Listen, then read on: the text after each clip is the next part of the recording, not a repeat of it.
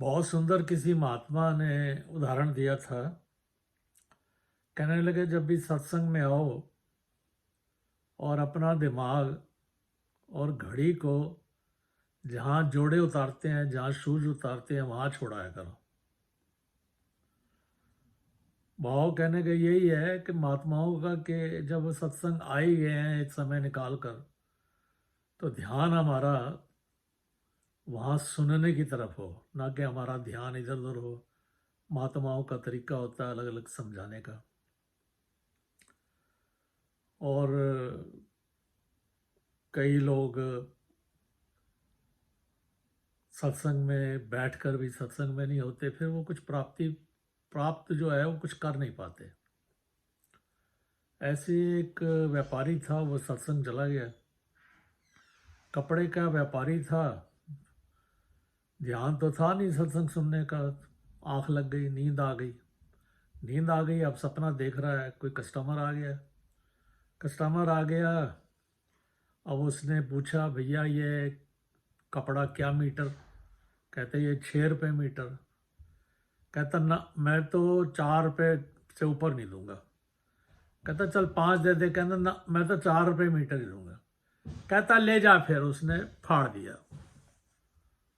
अब वो आगे जो इंसान बैठा था उसको कहता है भैया तूने मेरा कुर्ता क्यों फाड़ा? भाव कहने का ये है कि जब हम सत्संग में जाते हैं, ध्यान हमारा सत्संग सुनने का नहीं होता और फिर हम कुछ प्राप्त नहीं कर पाते। और अहंकार आ जाता है। हम सत्संग में जाते हैं, प्राप्त कुछ होता नहीं, फिर वही हम बन जाते हैं।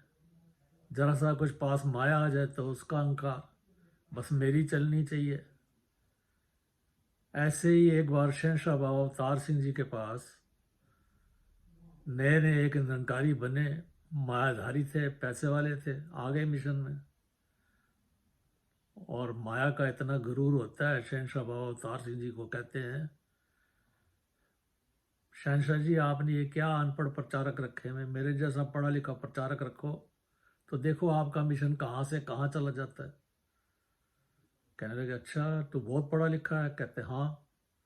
कहता ऐसा भी मैं तो अनपढ़ हूँ, और ऐसा है कि अगर तू बहुत पढ़ा लिखा है तो मेरे एक सवाल का जवाब दे दे।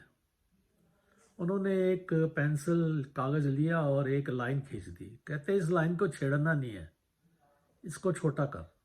कहते ये कैसे हो सकता है, इस लाइन को छेड़ना भी नहीं है और इसको छोटा कर देना है?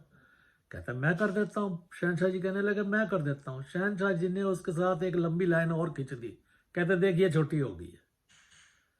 उनका शहनशाह जी का समझाने का अपना एक तरीका था, ढंग था। उनका कहना था कि हमने किसी की लाइन को छेड़ना नहीं है, हमने किसी को तंग नहीं किया, अपना कर्म इतना ऊंचा बनाए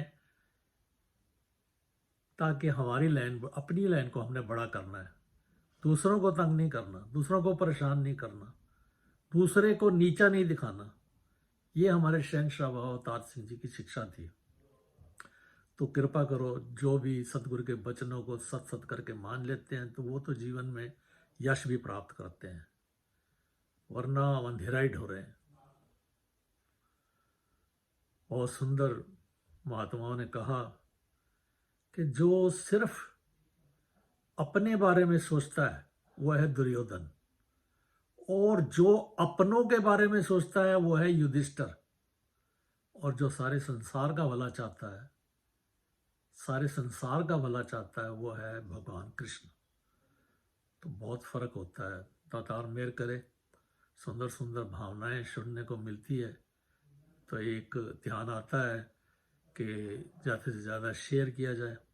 अच्छा लगे तो सब्सक्राइब कर देना। दातार मेहर करे, आशीर्वाद आप बनाए रखें। उतार चढ़ाव हर एक की ज़िंदगी में आता है, दास की ज़िंदगी में भी आता है। ये एक सहारा है, एक टाइम पास करने का तरीका दास ने ढूंढा है। दास के सिर पे हाथ रखना,